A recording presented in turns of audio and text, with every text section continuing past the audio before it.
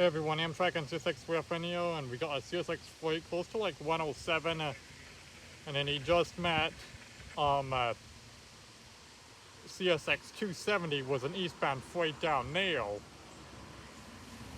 not too long ago that went by in the previous then he's going a little bit slow here because he's falling behind 63 with Heritage 130. So he's falling behind that one, but 63 was going pretty fast, so this guy should have no problem going as whatever speed he's allowed to go. And then the signal is green for him.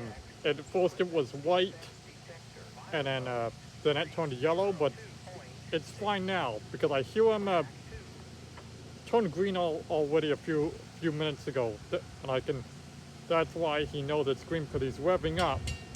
He'll